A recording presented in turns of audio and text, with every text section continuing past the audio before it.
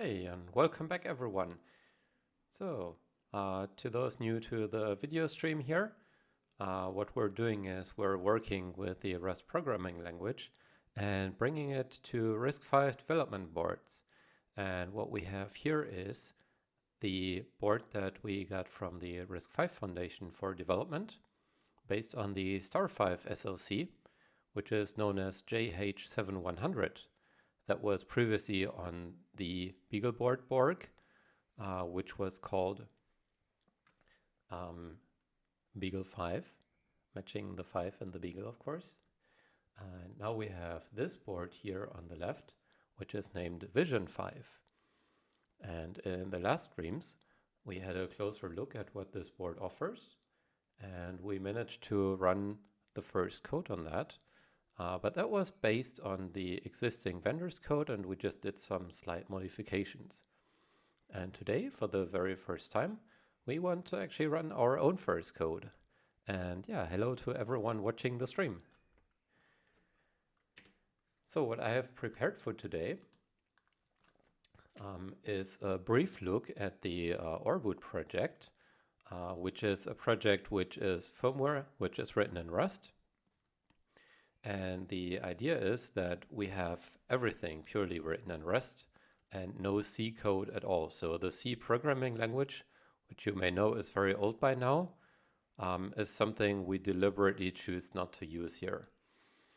And so we have a setup which is based on Rust tooling, and we have some additions around that. And I will now give you a brief introduction to that. So I will switch over here in my terminal to this view. And as you can see, I already opened an editor on the left-hand side where we have some code running. And on the right-hand side, I prepared a few different panes. So the top right one, this one here, this is in the BeagleV directory of the oreboot project. So if you remember what I just said, the BeagleV board was based on the same SoC as the VisionFive board, which means the basic code that we run on that board will be exactly the same.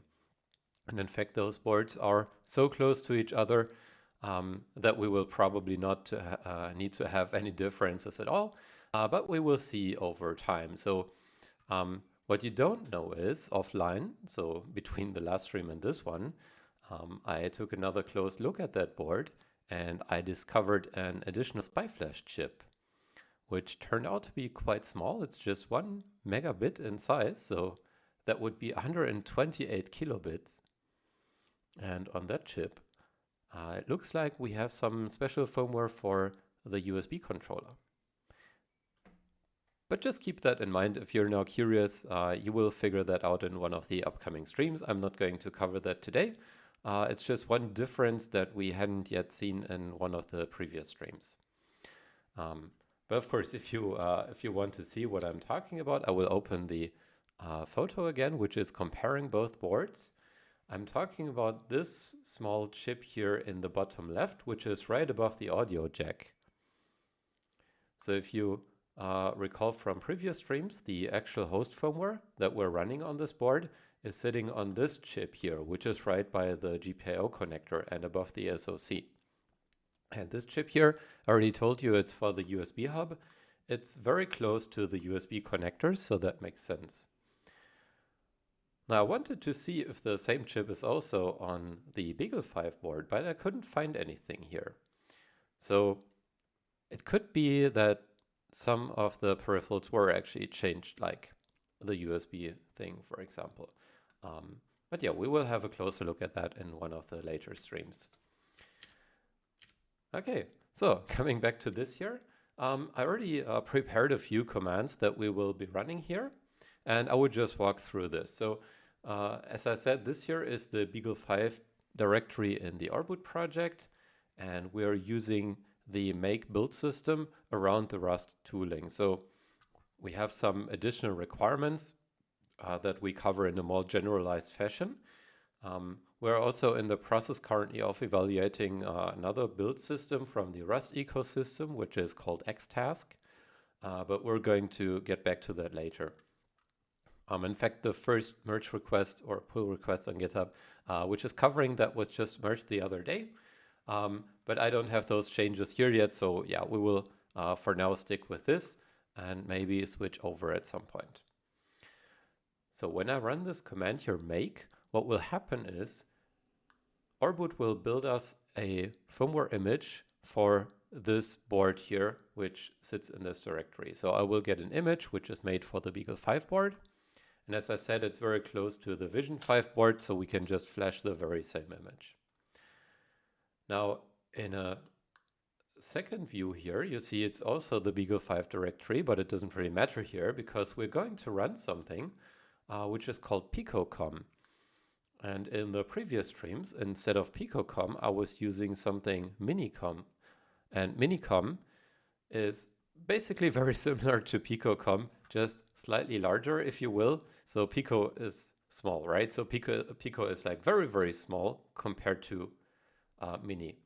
Anyway, and I also configure the baud rate that is necessary to talk to the mask ROM that we have running on the special debug interface. So there are two UART interfaces, if you recall, and one of those UART interfaces is special for debugging. Well, it's not that special. I mean, you could also use it for anything else, but you have this one additional interface. So that's very handy, but it runs at a low baud rate.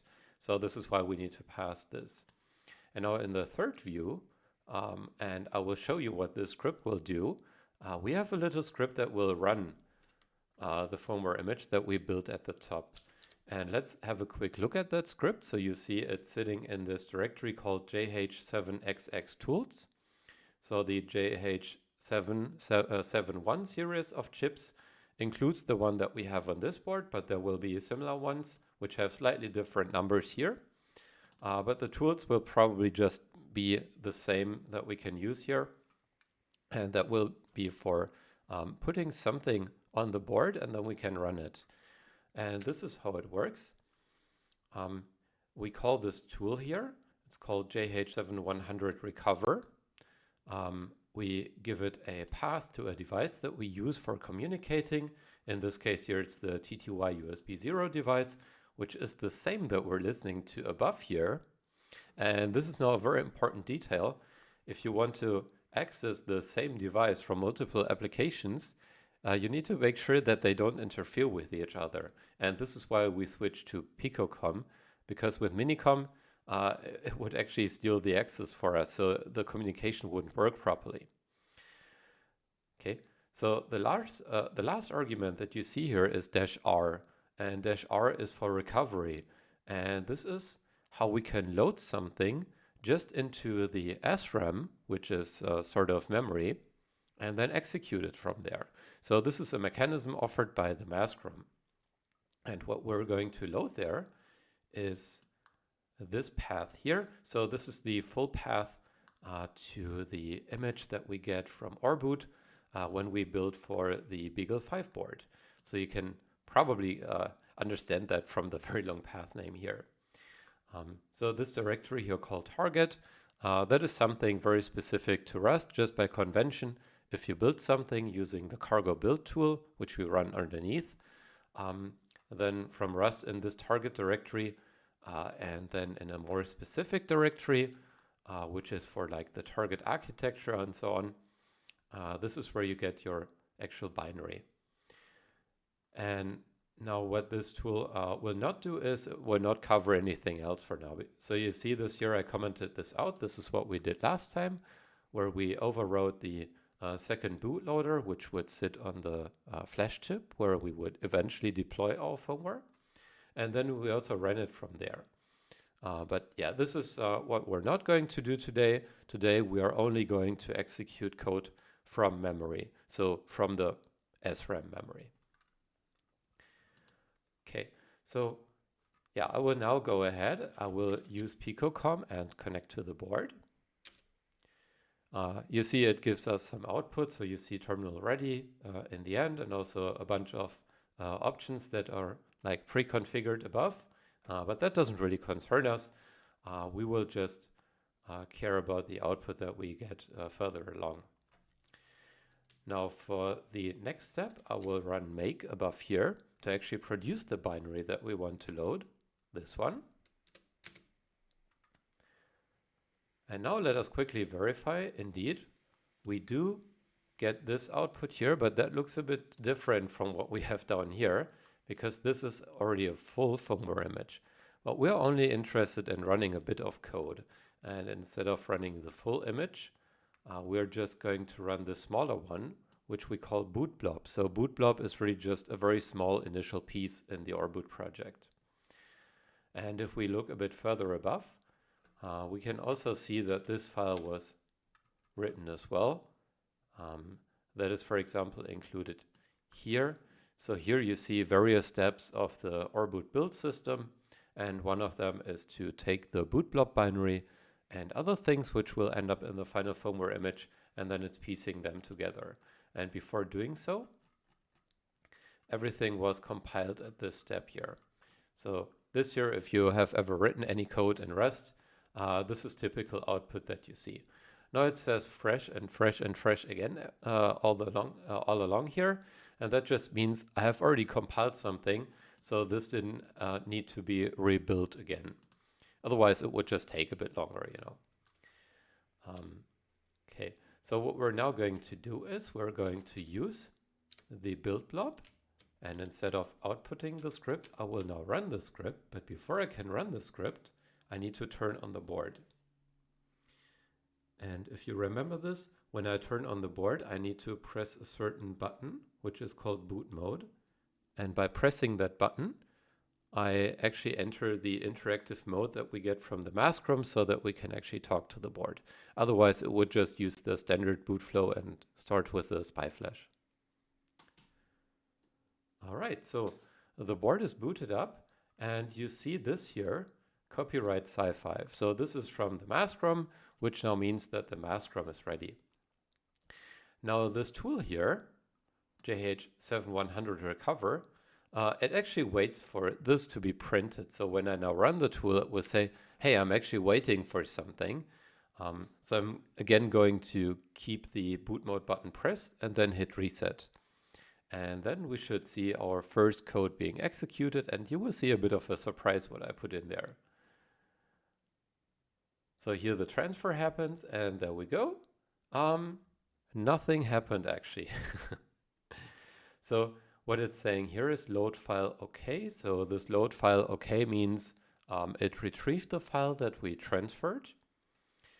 And when it says do, it says, hey, I'm now going to start executing code. And now we actually need to have some code that will be able to run. And before we enter the actual Rust code, which you might have seen some fragments of already down here, we're going to start at the top, and I will enlarge the view a bit. So what you see here is not yet Rust code, but assembly code. Because as much as you want to twist things around, we always need to start with a very few instructions at least, which are written in assembly code. Maybe over time, you know, when the Rust compiler grows a bit more to support that, we can also run all of these instructions directly from Rust, but I don't think they intend to do that. So instead of doing this here, currently we have a separate file, and then we piece things together. What you could already do is you could include that in your Rust code. It's just not set up this way. So yeah, this is why we're going to start up here now. And these very first expressions that you see here, I will just walk through them very quickly. So the first thing which is being executed is we're loading something into a register. And to load, we're using LI. So LI here in RISC-V assembly means load immediate. We load a value that we immediately supply here, and we put it in this register. And we're doing the same thing again here and put things in a different register. And now if you're asking yourself why we use exactly those values here, so the first one, 42, is a very fancy number, but it's also what is the character B, uppercase B in ASCII. So when I put this character on the serial port later, I will actually see the letter B show up. Now, this here is a memory address that we're going to use. At this memory address, 1244 quad 0, and this is where we have the serial interface that we are using to talk to the board. So what you see down here is actually something which is also written to this address. So we're just going to do the very same thing and write to this address. And now the third statement is doing exactly that. It is taking the value that we have in the T4 register, hex 42, or the B character, and we are writing this to the T5 register with the offset 0. Okay. Sorry, we're not writing it to the T5 register. We're writing it to the memory address, which we are holding in the T5 register.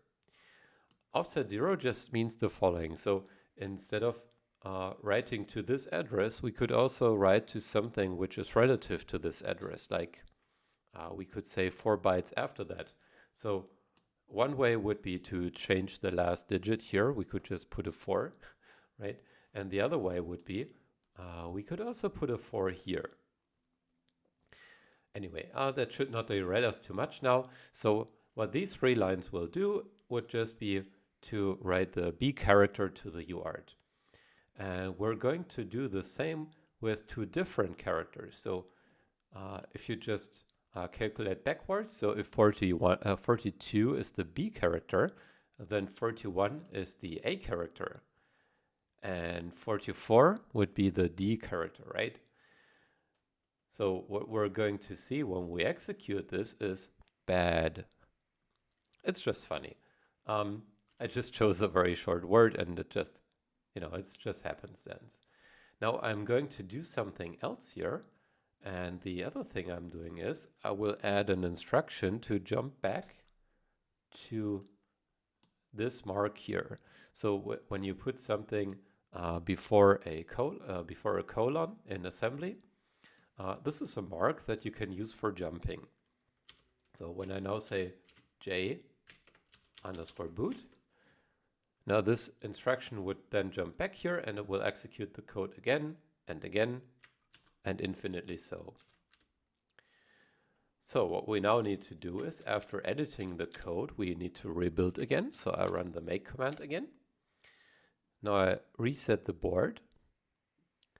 And I'm going to use the script down there. And if you remember correctly, I need to run the script first actually and then reset again.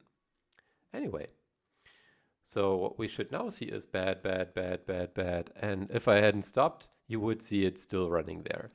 So yeah, this works. And this is great news. Now, how do we get from the assembly code to the Rust code? And this is something that we now get from the overall tooling setup. So first of all, I will now remove this line here with jumping to boot.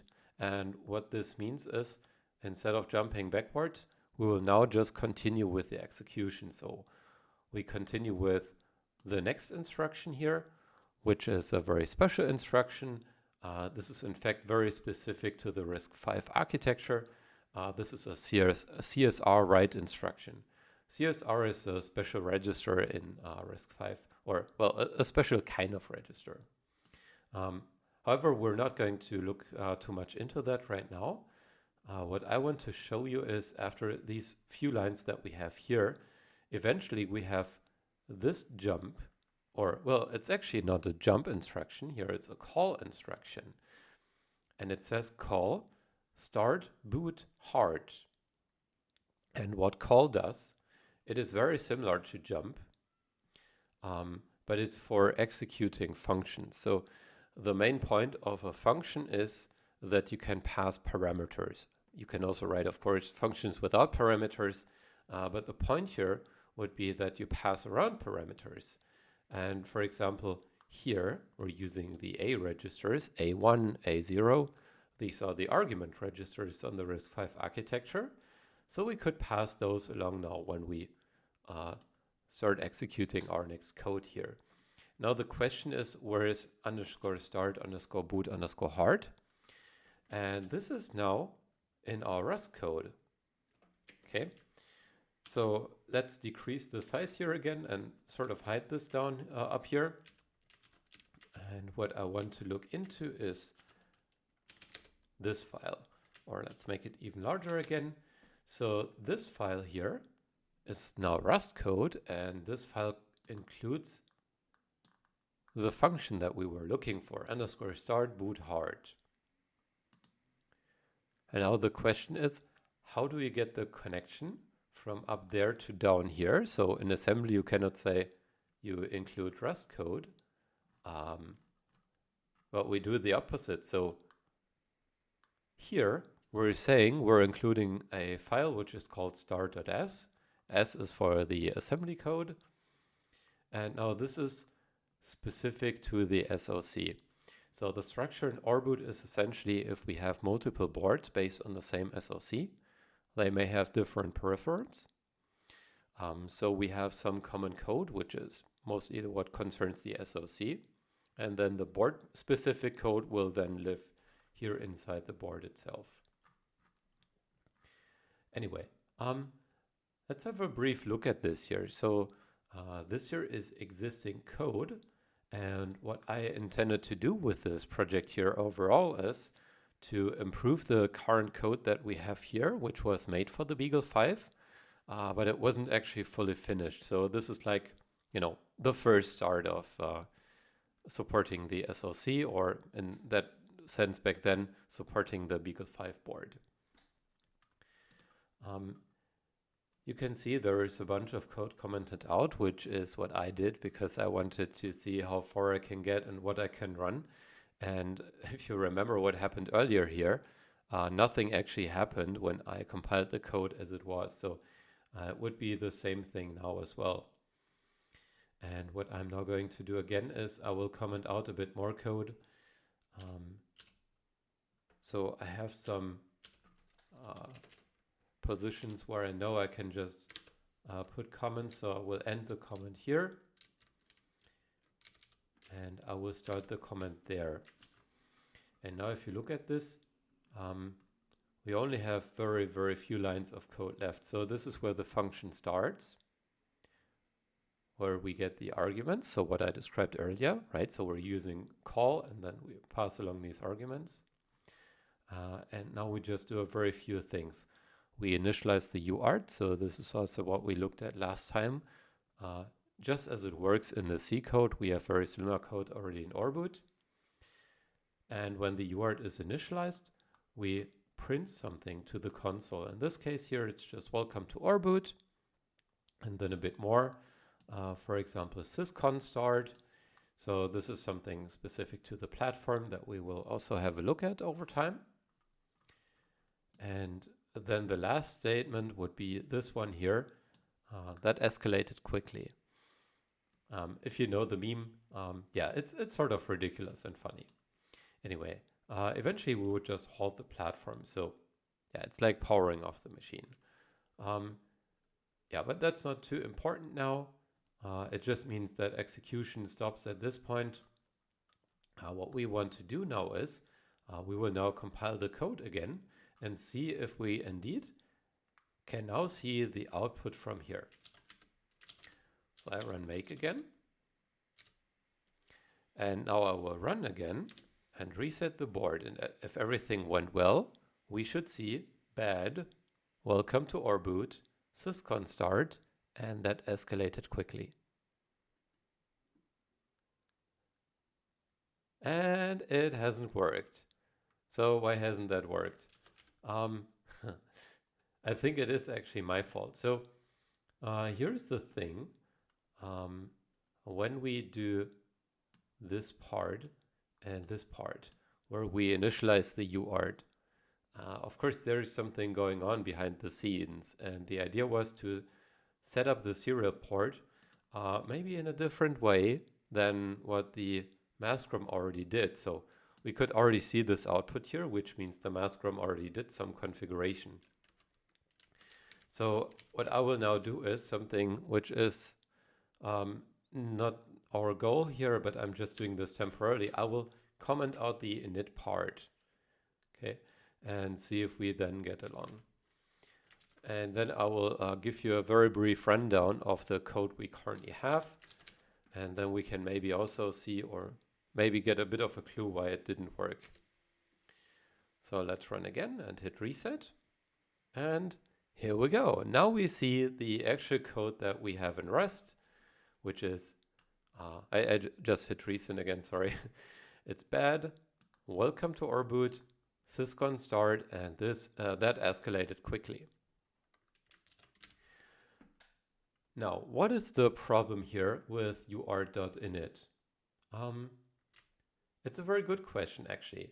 So where does UART come from anyway? We have this, let's have a look here. We have this statement called use in Rust. And use means we're importing code from somewhere else. So most programming languages have this concept where you can say, I want to modularize my code. I want to split this up in multiple files. Usually it's files. And then you would have some means of including other files or whatever it is in that sense into your code. And we're saying use and then create UART.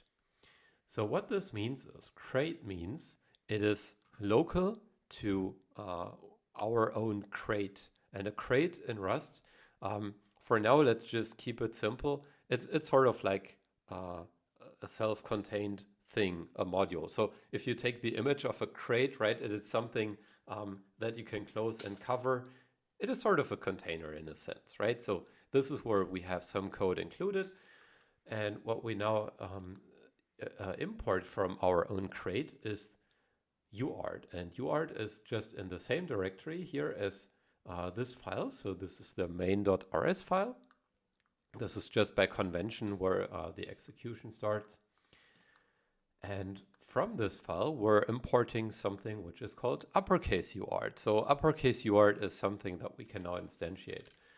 And if we scroll down again, we see that we get this variable called UART here from saying UART new. So this is how we instantiate a new UART. And then we can call methods on this. So if you know other programming languages like, oh, hey Shark General, yeah, welcome to the stream. So if you know other programming languages, they have a very similar concept. So like the object-oriented languages where you have this keyword new, which means you now instantiate an object. And when you have the instance of an object, now you can call methods on it. So what we're calling here, well, currently commented out, but otherwise we would call init. And then we call pwrite to write to the UART.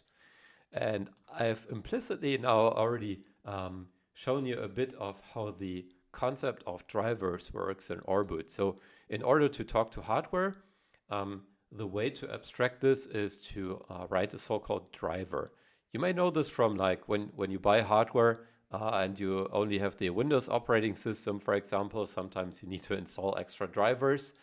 Some operating systems already have all the drivers included that you may encounter ever in your life. Like, you know, most Linux systems actually do that. Or also the BSDs, for example, often do that. And what we have here is we have just our own model of having those drivers. So here in firmware, we also have drivers. And so for the UART, we have one. And every driver has to implement a certain set of methods. And having to implement a certain set of methods in Rust is called a trait. So in other languages, like in Java, for example, it could be an interface. It means if you now write a driver, you would need to have a method which is called init. You need to have a method which is called pwrite, and then we have 4 more, and that already concludes the driver model. So it's really simple, just a very few methods. And now let's actually expand this here. So this is one of the other files I already had open. So you see this here is the file uart.rs, and it's in the same directory where we also have the main.rs file that we just imported. And here we now see the implementations of the functions that I described to you. So we have this thing called init. Init is part of a driver. We have a function which is called pwrite. So for the UART driver, it's just very simple. We just write something to the serial console, like characters. For example, the welcome to oreboot here. So the question is, what are you trying to write in the end? I'm not sure if you're just referring to the driver or the project at large.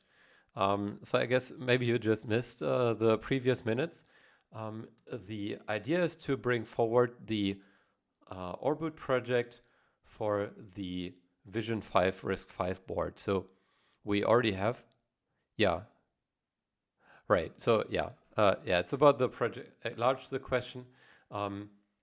So yeah, I can just show you very briefly again the photo here. So this here on the left-hand side, this is the VisionFive board, which I got from RISC-V Foundation for development purposes. And we already had a partial oreboot implementation for the board on the right-hand side, which is based on the very same chip, the StarFive JH7100. Here it's called VIC7100. Yeah, I don't know. It can be a different marketing name or something. Anyway, so this code that was written for this year was still very, very basic, with just a very few first instructions. And what I intend to do is to implement a bit more. One big chunk will be, for example, the DRAM initialization, which I had already done for another RISC-V processor, which is called D1 or D1H now. And I can tell you, writing DRAM initialization is not the most pleasant thing on earth. It took quite some time, and I ended up with, I don't know, 2,000 lines in one file just for write to register, write to register, write to register. In a few cases, you read from a register and you calculate something, and then you write to other registers again. Yeah, it's quite a lot that needs to be done there. But that's the price you pay for having very high-speed memory nowadays. So like when you power on your laptop, there is code running, which is not that trivial, let's say. Anyway, yeah, back to the drivers here. So we have a few more functions. So we have the counterpart to pwrite, which is pread. And then besides those, we have this function cutl or CTL control. So in Unix-like systems, you may know this, that you can sometimes you can use your sys file system, for example, to also talk to your hardware directly, right? So we can say we have, I don't know, sys class, and there we have a lot of hardware like, I don't know, I2C, for example. I already see this here, I2C device, and so on. And here we have, let's say, power. And here we have this control file. And if we interact with this file, I'm not exactly sure how to use this now because I don't know the interface, but technically I guess we can do something like power on or power off I2C. This might be where, I don't know, maybe the touchpad on the laptop is connected or something. So I'm not going to do anything with this now. I just wanted to show like the counterpart to what we're seeing here on the left. Now we also have stat. So if you know the Unix syscalls, stat is for, when you interact with files, you get some information on the file. And here in this case for the driver, you would create the status of the driver. So stat is just short for status. Now the last function, which is also a counterpart again, this is the shutdown function. So when you shut down a driver, you may need to, I don't know, undo some things that you prepared earlier. For example, when you need to boot into an operating system and you need to reset something into like the original state, this is what you need in that sense. And if you've written code in other places, you may know that this is actually a very common concept. You start something and you finish up with cleaning up, basically. And so if you look at all of this, we actually only have 3 concepts here. And then for each concept, we always have two functions. So one concept is like, turning things on and off, like the driver at large, which is the init and shutdown. And then we have the two directions, write and read. And then here we have control and status. So, changing something in the system or looking at the status of the system. And I'm just saying system in a general sense for anything a driver could be for. Okay, so now this is your part of the init function, and this is where the problem is, which is keeping us from seeing output on the right-hand side. So yeah, if you look at this, it's really just 3 lines. This here is just an assignment, and the only other method that we're calling or function is UART init. And if we look at this, this is now already a bit complicated in a sense. This is very typical actually for hardware setup. When you initialize something, usually you need to jump through a few hoops until you actually can use the hardware as you want it. So you have some original state, and then you need to get to the next state that you need. Now in this case here, here's a question: would it be possible to increase the font size a little bit, please? Oh, I'm very sorry. Yeah, it's my bad. So yeah, I'm on a 1080p screen here. I hope this is better now. I think everything is still in view and should be well readable now. Yeah, right. So yeah, the next question is, sure, you need to define what the pins do. Exactly. So in hardware, we also have different layers in a sense. So very similar to other things in software, where you have one layer and something building on top of that and so on. We have something very similar here. So if we want to talk to, let's say, the serial interface, for example, we may need to say, hey, use these and these pins here, and now turn on the pin, and now this is actually an output pin, this is an input pin. So that is something which we may need to do. We can actually read through here if that is necessary in this sense. But it could also be that it's happening in another place. And then at the same time, we also need to say, in order to use UART, we need to say the UART controller.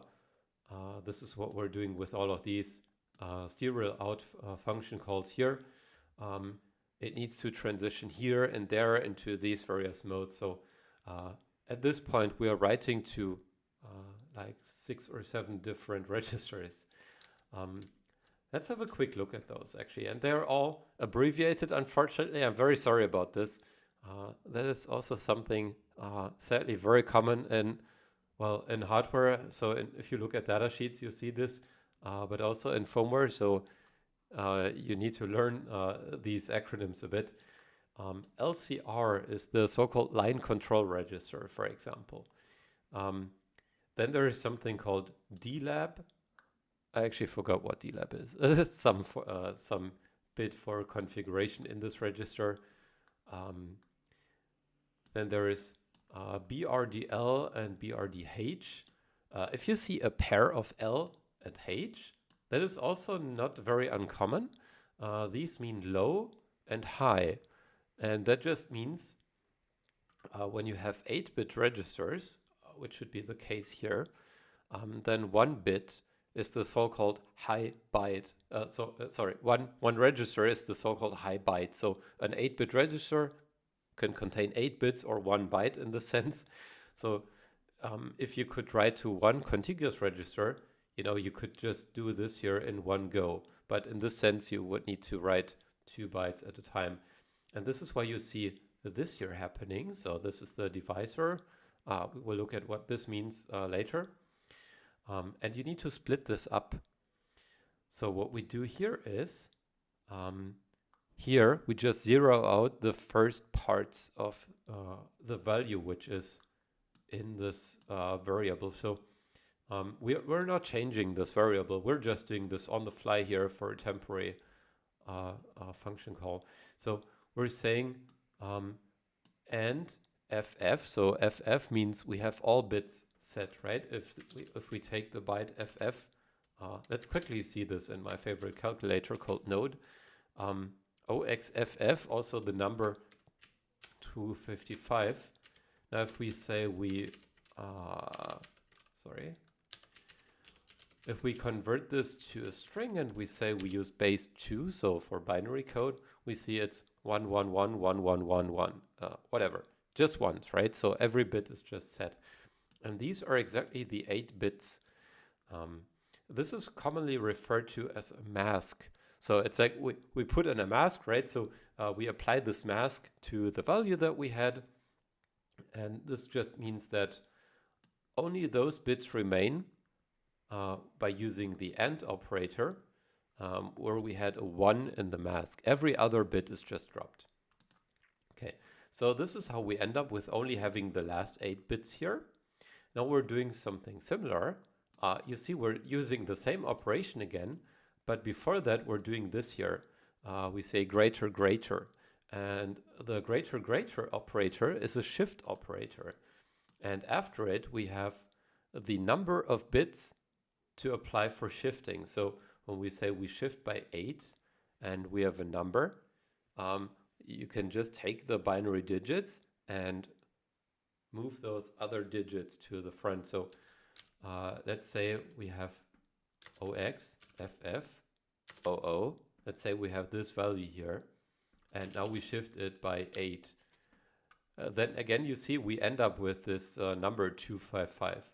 So what we did was we took the FF here and shifted them over to here.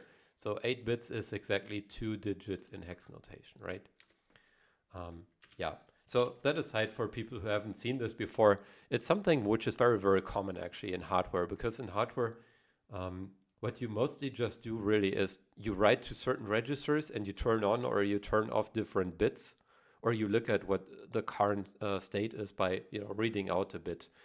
And to get the very specific bits, you just all the time you use different masks for doing so. Okay. Yeah, so these are the steps we're taking here, and now I will show you the divisor that we're using. It is meant for setting a different baud rate. So this one here, 115 to 100, which is a very common baud rate. And the problem now is this here was actually communicating on a lower baud rate. So we're running on baud 9600 here.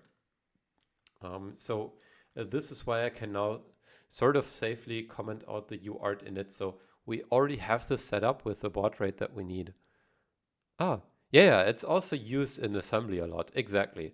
So yeah, essentially, any low-level code is really just, so that you don't really have to write pure assembly, but you can apply some higher-level logic, right? So yeah. Having the rich language available here really just saves us from manually writing things into registers and so on for doing calculations. But to configure hardware, we still need to write to the specific registers. Now, this could also be abstracted. So in the Rust ecosystem, there is an embedded working group. And the embedded working group worked something out, which is called PAC, PAC. Short for peripheral access crate. And for peripheral access crates, you just have a one-to-one map. So everything that you can do with the hardware, like setting this bit, setting that bit, and so on, you just get functions for everything you can do there.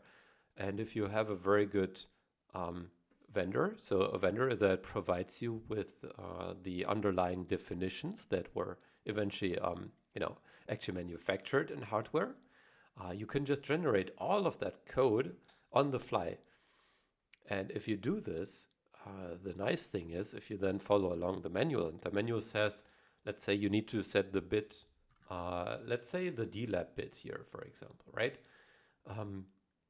Now the problem is if you write this manually, it can very easily happen that you write the wrong bit. Let's say, the ones and zeros that we write instead of 1100, let's say you just wrote 0110 or something, or you just made a very stupid typo or something. you can imagine just writing zeros and ones all the time is very much prone to error. Whereas if you have richer semantics, it prevents you more from making these simple mistakes. And that's actually the idea of any higher level programming languages, just to make it easier to write the code that you actually want to write. Otherwise, we would all just write assembly. Yeah. Yeah, but it's a very good point that this here is happening a lot in assembly. So yeah, if we if we look at the actual assembly code eventually, we could very much see everything translated down to that, even if we have some higher level code at this point here. Okay. Yeah, thank you. That is, I think, very, very good to know for many people watching the stream here who have never really done anything low level or with hardware or disassembly. Like, I know that you look at a lot at assembly, for example, in many cases where I cannot follow. Yeah. Anyway, yeah, I think it's something which is really not too hard, but yeah, it's always good to get a bit of a refreshment or get into that if you have never done this. And that is also what I intend to do here after all with the video streams a bit. So get everyone aboard and allow for everyone to get into this. Anyway, yeah, so if we look at this here, overall, we're writing to a few registers, but we could already spot this one problem here. What I could technically do now is I could look at this and see if we can configure this to retain the 9600 that we wanted. However, I do not intend to do this now because we already have the UART working. We can just comment out the init part, and I would like to look at something else with you today. And for that, I have prepared something which I have found in the datasheet. And this is the memory map, or, well, an excerpt from the memory map. So if you look at these addresses here, these are memory addresses in a table. I extracted this table, well, I just hand copied those values here from the manual. And this is also what we looked at earlier. And yeah, lo and behold, this here is what we just used in assembly earlier, right? So this is the memory address of UART3. So if you just follow along here, we also have this UART, UART2, which sits at a bit of a different address. And then we have a bunch more things. Yeah, some of them being for, well, this here, the actual main memory, which can be like lots of gigabytes. On this board here, we have 8 gigabytes of memory. And then also these here, which seem very interesting, I think. So this here looks like the configuration registers for the DRAM controller. But yeah, I hope we can figure out a bit more on that from the existing C code or from the manuals that we have. So the manuals are a bit sparse in a sense. So yeah, you actually still see the directory listing here on the right hand side. It's getting a bit confusing at some points, but yeah, we're fighting through this together here. So yeah, this here is a repository which sits over at StarFive, the vendor who made the VisionFive board. They have a copy of the documentation of the SoC on GitHub. So yeah, there are lots of data sheets and user guides and so on. Yeah. And here you also see the SoC name, right? JH7100. We saw that printed on the picture with, or it's also here on the real thing. Instead of JH, it was VIC. And we also see VIC again here. I have no idea why they are doing this or what this is supposed to mean, so I'm currently just ignoring it. Maybe we will figure it out. Anyway, so I want to talk about one thing here, which is very, very interesting. So as part of the memory map, we have the DRAM, as we said. We also have the SRAM. So the SRAM is the memory from which we just executed our code, which starts at this offset here. And then we also have this area, which is where the SPI flash is mapped. So the SPI flash on this board here is 16 megabytes in size, and this is where the current firmware is. So in the previous streams, We just did some modifications there and then wrote that to that chip, and then it was executed from the chip. So that was then running from this address here. And now the question is, can we read from this address even if we are running from SRAM? So I looked at the user guide, and the user guide is explaining the boot flow to us. So this above here is the sequence. So when you power on the board, it turns on a clock generator and then boots from memory. But they also put notes in the manual what it actually means there. So how does something get into memory in the first place? And for that, I'm now quickly looking at the datasheet again. Okay, I guess I need to open it. Sorry. So that would be, that's the boot user guide here, right? So what we see here, this is just what I also, sorry, I don't mean to turn, but zoom. So this is what I also just showed you, the, this here, the boot sequence. So this is what I copied. Powering on the system, it starts with a clock generator and then releases the U70. That's the core in the SoC, which actually makes this a RISC-V platform. It releases it from reset. And then, well, it would execute code from memory according to the boot address. And what is the boot address? So they have something up here, a second table, describing the boot source. And the boot source depends on some pins that we actually have in hardware. So the they're called GPIO pins, general purpose input-output pins. It says 63 here. I think it's just one pin, right? So yeah, I think it makes sense. So it can also be off or on. And this is from pressing the boot mode button here next to the reset button. So on the board, we have these two buttons. So when I just press reset, the board will just reset. When I keep the boot mode button pressed, that would mean I'm triggering this here. And this is where it jumps to the on-chip bootloader. And this is from the mask room where it says copyright SiFive and so on. Then this part here is executed. So up here, this is interesting. It says XIP or zip or execute in place. It means that it's actually starting to execute code at this address instead of at this address. So yeah, boot vector, it just means the address where it's starting to execute code. And now my question is, if we start executing code from here, can we still access the flash, or does the mapping only happen when we actually run from here? And in order to figure this out, we can hook into the existing code that we have. So here in the main.rs file again, where we still have a lot of comments, let's just ignore what is up there. So I want to look at this here. And what I want to do now is, I want to ignore a few things. One of them is this here, syscon. I'm not yet sure what this is doing. So I will uncomment a part here and then comment in this part. And what do we do here? So here we read from this address. So 200000. And if we look at the memory map again, this is where the SPI flash would be mapped in memory. And we don't actually read much from it. So yeah, in fact, I just thought something stupid. So here we just put something on the UART. We're just saying that we're now reading from this address. And yeah, here in the next step, we actually do this. Slice from raw part. So this means we're taking a slice, so just a chunk, if you will, from memory. This is specific to Rust, this method here.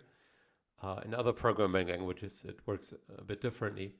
Anyway, so we start at this address, and this is how many bytes we're reading. So we're going to read 32 bytes. So U8, it means an 8-bit unsigned integer. Why is reading a P write? Yeah, Yeah, that was my bad. I'm sorry. I'm sorry. So I'm sorry for confusing. So here we just write to the UART. We just write, hey, we're now going to read from this address.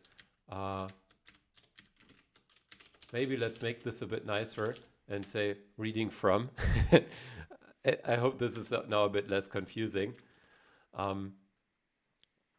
Yeah. Yeah, sorry. I even confused myself with that because we actually have this value in here. So let's actually do something. And instead of writing that, we're just going to print this value. Unfortunately, with this here currently, it doesn't work that way. So, you know, in some programming languages, but also in Rust, you could do this. You could say write. Then you put a formatting option here and then your value. But with the way we're writing here, this actually doesn't work. I'm sorry. Yeah, we would need to have another abstraction again of the driver. Okay, just ignore that part for now. Yeah, we would just stick with writing this reading from whatever. Anyway, yeah, here, this is where we actually now define a range in memory. And then here, this is where we actually read from the menu from the memory, and then we write this to the UART. So let's see if that actually works. Let's compile the code again and then run it. And let's see if we get something or nothing happens. Oh, and look at this. This is interesting. We're getting ffffffff. Very interesting. Because what should be in there would be the image that we put there last time. And the image is something which starts with, I don't know, but it's definitely not just FF. So yeah, that is also a very good question. Wait, the reading process is unsafe? Yes, indeed, it is. So the problem with memory is if you just say you access an arbitrary address in memory, it might even be that this address isn't even defined. So we do not just have the DRAM, like, you know, which starts at hex 8 and then lots of zeros, and, you know, from there we have our 8 gigabytes, but we're also addressing other things in memory.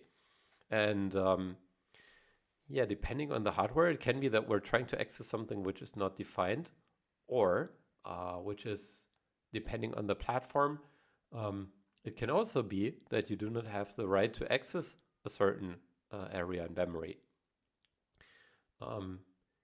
Anyway, yeah, so this is one of the fundamental operations that we need in firmware, but in the Rust world, it is unsafe. Yeah, so yeah, but it's very good that you're noticing that, because I just skipped this. In Rust, we need to explicitly annotate everything which is not safe to do with the unsafe keyword. There are sometimes ways around this, but yeah, I mean, then you would just, you know, need to do something to cover the unsafe parts in a different way so that it's, again, safe to do what you're doing there. Or you could, you know, just deliberately circumvent the compiler. You can put something inline unsafe somewhere, make a function around it, and now the function is no longer annotated as unsafe, but, you know, the inside code actually is. It sounds a bit weird, but at some places it actually does make sense, especially when you do a lot with memory accesses. And I mean, however you put it, the only way to actually verify the code then would really be by just looking at it and seeing if the code is correct. So even if you use generated code, it can still happen that you you know, try to access something which, because of a certain platform state, at that point is still not safe to do. Okay, so because you want to manually define the address to read from and not leave that to the compiler, it's unsafe. That makes sense. Yeah, exactly. So if we have something like, I don't know, let's say we run code inside of an operating system, and we ask for memory that we need to use because, I don't know, let's say we make an image viewer. So we need to load the image to memory, right? So there we would just tell the operating system, hey, we need some memory because we want to put our image there and so on.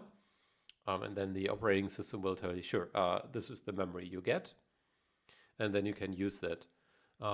Yeah, but that is very dynamic, right? So here in this sense, what we're doing is static. So this address is really a physical address in a sense.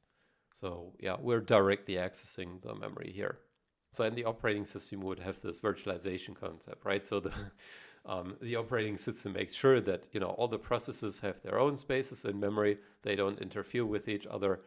I mean, unless you establish specific channels, of course, but yeah, putting that aside. Yeah, that is a very good point. Thank you. Yeah, so this is very interesting now. Let's actually see what we would have expected here, because we did this in the last sessions. So I will now switch to my firmware directory again. Sorry, not all winner. It's now the RISC-V directory, VisionFive. And so here we have this second boot. Second boot being the first actual code that is what we can write in firmware. Second, because the first code is the code that is baked into the chip and not changeable. Anyway, yeah, naming, counting, and so on is a bit weird in this scenario. So here we also build code, right? So we have some build directory, and in the build directory we have this bin file. And how does it start? So let's look at just the first 3 lines here. So this is what I would really like to have seen in memory, but we don't have this. So this means as long as we execute from SRAM, apparently it's just a backwards conclusion, we do not get the SPI-flash mapped. Which means we can only do this for writing a bit of initial code. And if we then want to eventually you know, meaningfully run our code and run more code from the SPI-flash, then we would actually need to write it there. And to write something to the SPI-flash, we then would need to use our tools here. And with the current tools running at 9600 bauds, it's a bit slow. I will see if I can find a better setup, but for now, I think it will be a bit slow.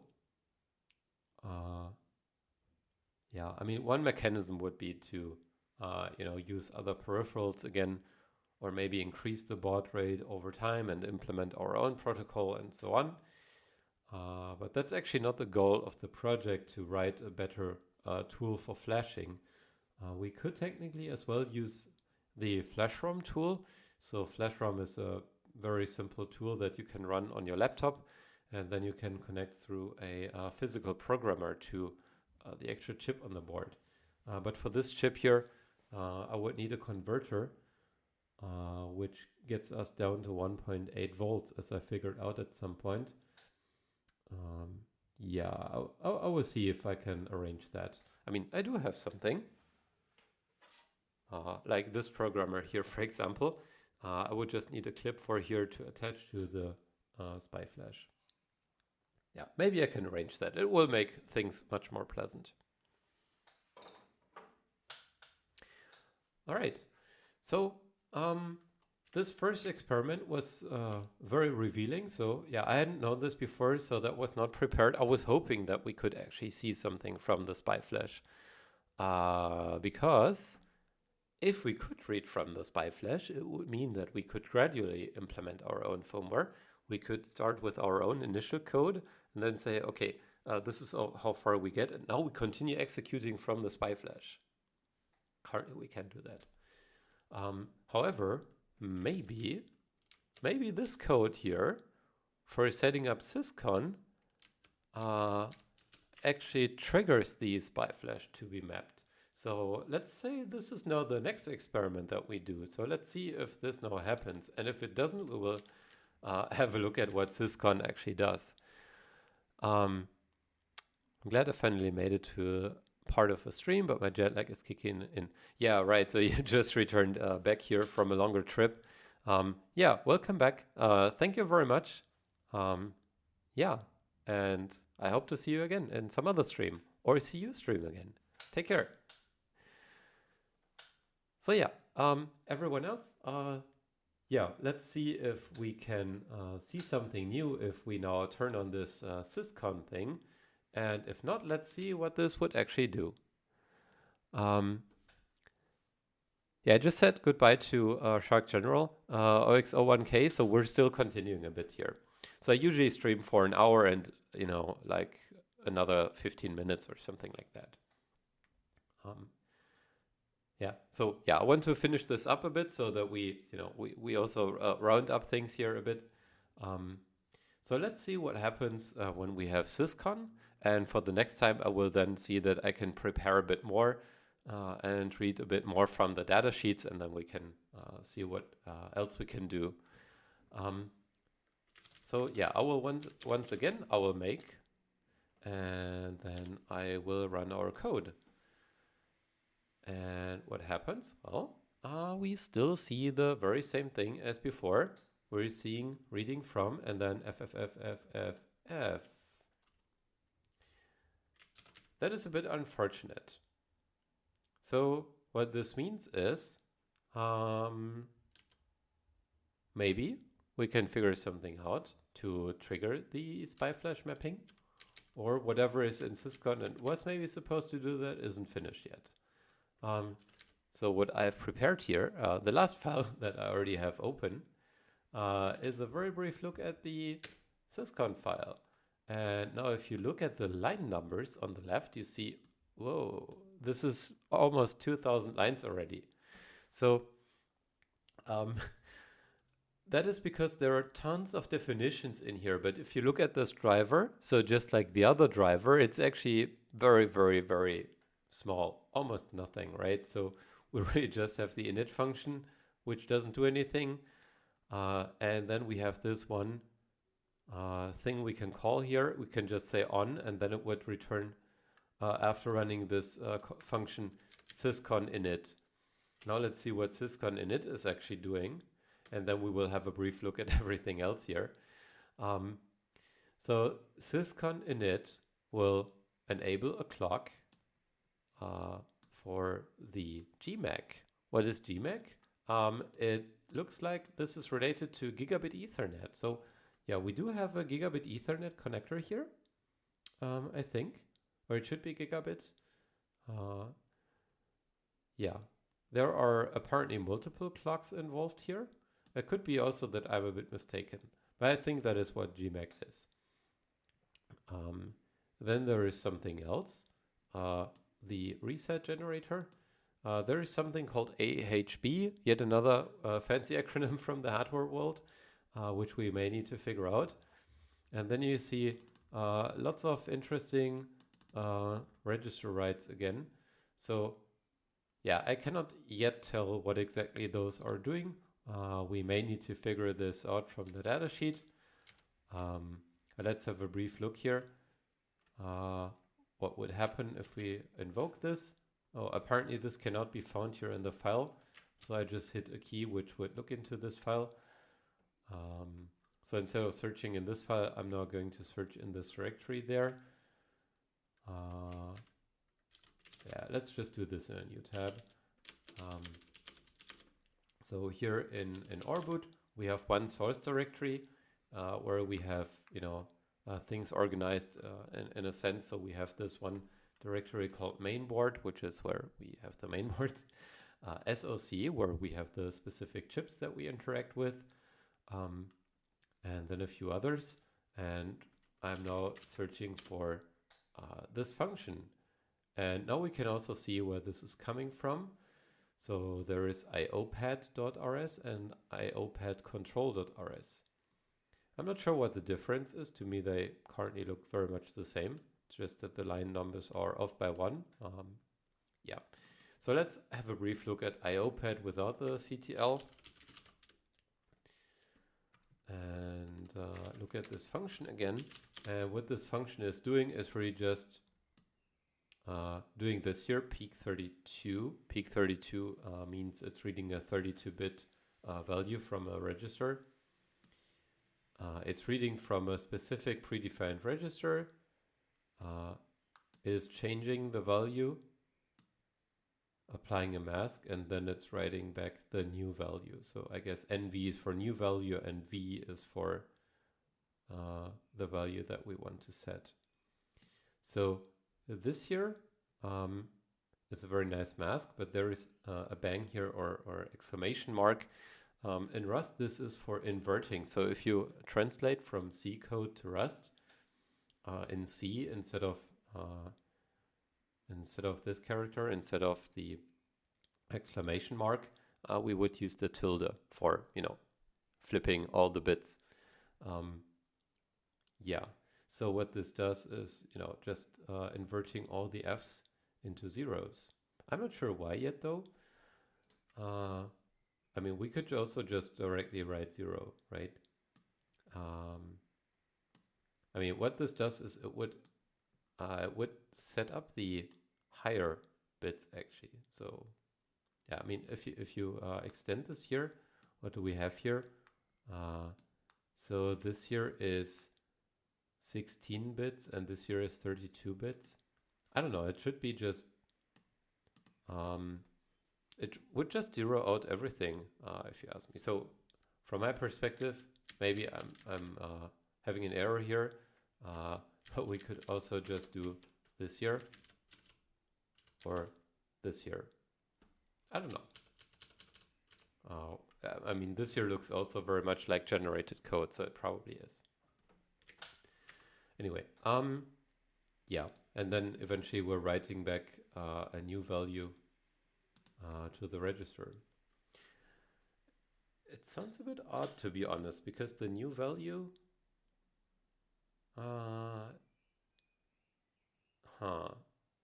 it's really just the value now. Yeah, strange. So technically we could save us this here. Anyway, yeah, let's see. So we're doing this with a bunch of registers, and now the question is, what are those registers? So I guess this here is the register name. It's also called, or this here is the name of the block of registers, the system configuration registers. This is now how I understand syscon. And they're numbered like, right, we have like 89, 90 and so on. Another question would be, what are those? And this is the last thing I want to look at for today. I want to briefly show you how you would find those things in a datasheet or processor manual. So let's have a look at this here again. Let's look at the, sorry, I'm scrolling up again. Let's look at the memory map. So if we look at the memory map, we should also find something called syscon here. And do we find something called syscon?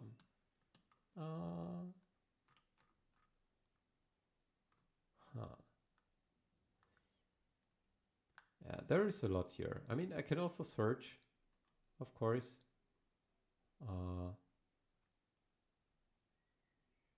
Yeah, right. Oh, look at this. We have V out syscon. I guess this is voltage output. Is it? I don't know. No, I think voltage might be something different. Anyway, this is the only syscon that we have. So yeah, V out syscon. We have V out reset gen and clock gen. So the clock generator, the reset generator, and the system configuration. So this would be in this address space. And now I want to see if we can find this value 1226 quad 0 in here. Do we find this in here? Or actually in the file where we had a look, this here IO pad. So IO pad, it looks like it is for the input and output registers. So let's have a look at the beginning here. I just jumped to the very top and look what we see. The IO pad control base address, and that's this value 1185 8000. Okay, so that is something different. So let's look at, look. So we were looking at this here. Syscontrol IOPad control. Control. Okay, so this is apparently to control the IO pin. So, you know, there are, besides the 40 pins that we have on the special GPIO header, there are also lots of pins which could just be routed to some components on the board. And depending on what we have on the board, we may need to configure them in different ways. Like some pins, for example, are routed to the DRAM controller or the Wi-Fi chip or, you know, other chips on the board, and they need to cover certain functionalities. Okay, so now we know that we are writing to special registers in this space here, and let's see if we find something in the manual. Unfortunately, as you can see, we don't have good navigation here. So syscontrol, okay, I just triggered the search already. IOPad, that's this here. Okay, we do not find this anywhere else. I guess we may need to write this in a different way or something, or we just have a look in the table of contents here again, and I hope we can jump to something. Where is the table of contents? Yeah, but it would be really nice to have it here, but yeah, whatever. Sometimes you just don't. Yeah. Manual's different quality. Okay, look at this here. We already have a lot of tables. SDIO, that is for the SD interface, which you know from SD cards mostly. It's also used for here, probably for the Wi-Fi chip, for example. Okay, registers for configuring GPIOs at output as outputs. Okay, that could be what we're looking for. Yeah, I guess so. And data values of GPIOs. Okay, let's have a look here. Interesting. Huh. Okay, I'm really just blindly scrolling around here a bit because it's a bit, you know, I'm not that familiar yet with the data sheet here. And it's a bit different from what I'm used to from, you know, other things I looked at. Yeah. GPIO configuration registers. Okay. Huh. The base address is not covered here. And now we are in a different section already. Oh, wow. Okay, let's put it this way. So what we can see here, oh, right. Yeah, so we have this base address 1185.8000. Let's see if we can find this address in the datasheet in a different place again. So we definitely have it here in the memory map table. We already saw this. Do we have it somewhere else? No, we don't. Without the underscore, maybe? No, doesn't exist. Okay, then let's search for IOPad actually. I guess this is the keyword that we need to use here. And no, that doesn't appear anywhere else either. That is very interesting. So now the question is, where does this here come from? How did the author of this code get to know that they would need to, you know, write to this register and they needed to write this value? I guess that is something I will need to figure out for the next time. Anyway, so yeah, let's end this here at this point. And let's recap a bit what we did today. So what we did in the beginning was, after a short recap, we just ran our very first own assembly code here based on the setup in the oreboot project. And then I went through and showed you how we can actually jump to other code, which we have written in Rust. And then we executed, after a few modifications, we executed our own first Rust code, and then mainly just printed something to the console, namely this here, welcome to oreboot, and then a few other things. And then we tried to read something from memory. And we did so by looking at the address, which is the DRAM address. Not the DRAM, which is the address where the SPI flash would be mapped. And we saw that it apparently is not mapped when we started executing from SRAM using the maskRAM's special boot mode, which is loading to memory and then just executing there from the SRAM memory. Okay, so that wasn't yet yielding much. There is one last thing I would now like to do using the next few minutes. Because we were not successful with looking at memory, I want to see if we can see ourselves in memory. So we know that we are running from this memory address, right? So instead of looking at the other memory address, this one here,